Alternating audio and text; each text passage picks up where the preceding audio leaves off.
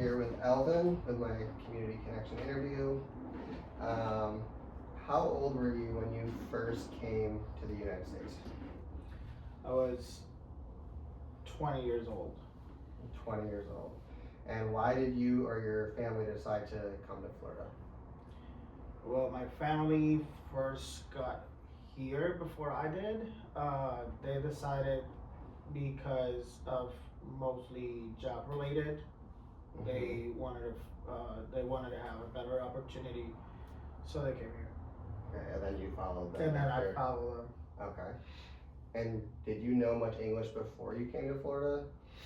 I did knew a little bit because I worked in the hotel industry Okay. back home, and it is required for you to learn and some classes and all that you had to take. So I took advantage of that and I learned from my homeland. And did once you moved to Florida, did you feel like you were running into more English speakers, where you were feeling like you had to speak English more often than you did back home? Yes, obviously? yes, of course.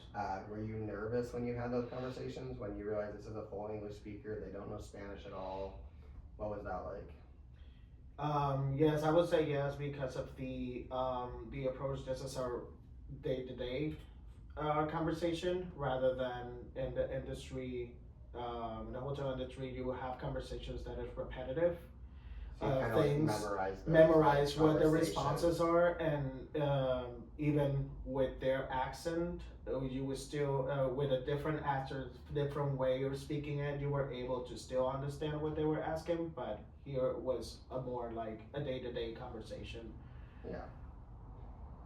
And do you feel like it was harder for you to learn speaking, listening, reading, or writing when you were learning English? What was the hardest thing to learn? So I would say that reading was the easiest one. I would say that more listening would be the harder part because of how pronunciations work, and because sometimes you read something and it's not it doesn't sound, or it doesn't like all the letters in the word. And you can't see that word in front of exactly. you. Like, what did you just say? What did you just say? So you're also trying to comprehend it. Plus, I have to respond to this. Yeah, and a lot of words that sound the same, but it's depending on how you use it in the sentence, and that makes it different too. Yeah. Did you ever feel like you had to like ask people to like repeat themselves? Or I you would kind of have. figure it out? What I would do it. I would have to ask for feedback. I would make some kind of like a question or approach to what I understood that they wanted, so I could get that reassurance that that's what they wanted, or if not, they would just correct. It's Okay. like, oh no, this or whatever. They will point me up a little bit more into the direction. Okay. Did you ever take ESL classes when you first came here? So me and my sister, we both went to one of those agencies that they do those. It was from the county that was in Orlando, Florida. For me itself, they did say that there wasn't anything that they could do for me because that's pretty basic English, and I already had that. So the professor there told me there is no.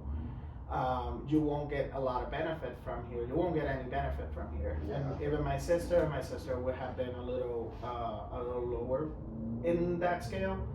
He said that she could come into a higher level of the class because there are some like actual like levels that you fit in depending on the interview, and there's an interview where you have to speak to someone, to the teacher, and they will let you know which level you will be in. Yeah. But even my sister, he said that she will be in like the higher one, but still it won't be beneficial at this point. It will be just conversational that you need to explore. The only way to get it is to go out and have conversation. Go out, explore with new people, talk and listen and all that. Hear what they're saying, and whatever. So you can get used to it. Yeah. What were some cultural differences you experienced maybe when you left home and came here? Was there anything like culturally that was really different? Well, obviously, there is at home, back at home, everything is more like settled and more calm. Here it's like a go and go Very go fast thing. paced, It's yeah. a very fast-paced time, which is something that it's something that it was hard to adjust at the moment. And I mean, culturally, obviously, you know, you're going out, you know, you have to to speak English more and stuff like that. So Yeah. those are like regular things. But yeah, I would say that the one that impressed me more was how like on a fast pace it's here, and Yeah. you know that difference. Did you learn English more through homeschool or everyday life? Where do you think you learned it the most? I would say that at the beginning, I was basically I would say at home and the school that I went in that I learned. But yes, I do have to say that the day-to-day conversations allowed me to learn more and to just go out of that like plan scenario that is Yeah. classes Yeah. and Or the face teacher what has really set is. it up because Exactly. you don't know what they're gonna say in that. Exactly. Yeah. Do you ever feel like you faced discrimination because of your accent or your English ability when you first moved here? Was there any? No, I was actually it was impressive because I did have some people like English speakers that they would ask me, "Hey, can you order in Spanish for me?" Because they wanted to learn Spanish Okay. and I wanted to learn English, but they knew I was at least able to ask what I needed and stuff. Yeah. But they were wanting Was to that do in it. like Spanish, right? Like Mexican restaurants or something specifically? No, Or actually just no. 'cause It it's was like Orlando, fast food. But in Fast food. Orlando, there's a lot of Yeah. Spanish speakers. Yeah, so I think that culture as well in Orlando because of the many Spanish speakers there. Yeah. Other English speakers only are more were more eager to learn Spanish Yeah. in that sense. What strategies did you use that helped you learn English?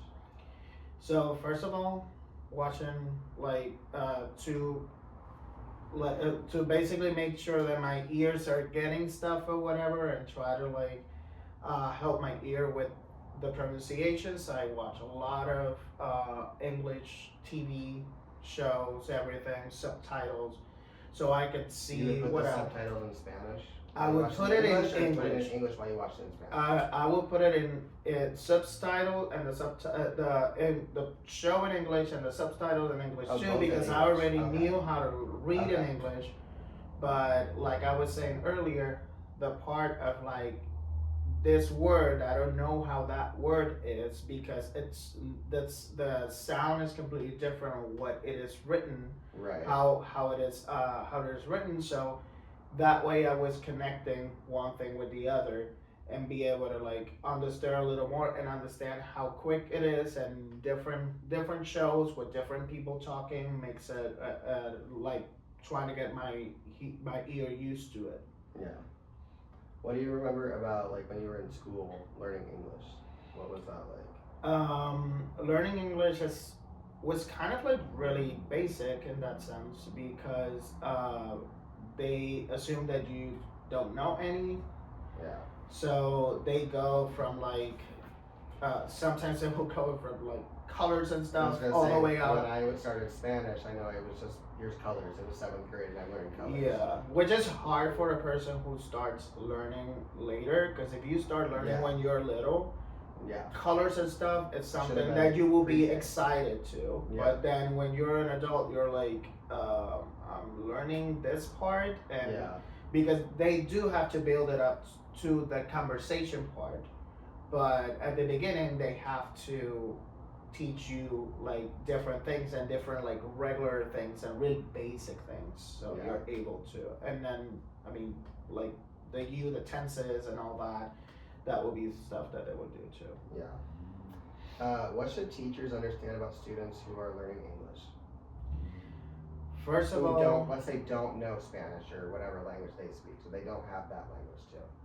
so the first thing is I would say to think that you are trying to maybe use pointers, different things, because and have them as well do it, Yeah. Because if I say I want that glass or something, uh, you can point at it, and the child or whoever Yeah. is looking at it and is listening to a word coming out saying So, glass. yeah. So you are pointing at it, and things like that would help because you are actually naming the object while you are pointing at the object. So, and that prompting part could help Yeah. that person So or like that child understand modeling it while gesturing it. Yeah. And hopefully most people, if you're saying I want, most people know yo quiero or whatever. Hopefully they can at least say that. Exactly. quiero want. So to try to I think most people would have that basic understanding and also Yeah. help with that part. I know you used to work at Orange Public County Schools. Do you think there are ways schools could better support students who are learning English? I think that the way it was done has been really good when I was there. It's been a couple of years now. We would use dictionaries for them. So, and we would go into vocabulary words, but other than vocabulary words, we also use keywords. Which, if I am talking about in a specific topic, I would look for keywords that is actually referring to, or let's say if it's a position or something, that it actually prompts it to okay, this is what they're talking about because this word is a keyword and is actually leading me to understand what it's been asked because I may know you may get your vocabulary word. Yeah. But then you have to learn keywords that actually can help you out into, for example, if I say look for page 7, keyword page, you're looking for a page, Yeah. and then the child will probably know 7, the number the 7, all look the same, because so. they take math or whatever. Yeah. They'll be, but the word page might not be something that they would understand. But if they at least learn those keywords, they can actually understand what is it asked. Is a page what's being asked. Page 7, so they would say, okay, let me look for this, which is a page and a 7. Yeah. Last question. It's like a reflection question. How has learning English and becoming bilingual changed your life? Well, opportunities. It has been a lot of opportunities that it had granted me because of the language, also helping other people that don't know don't know English, but I'm able to help them out. Working with kids when I was there and see them, kids are really really smart and they are fast learners.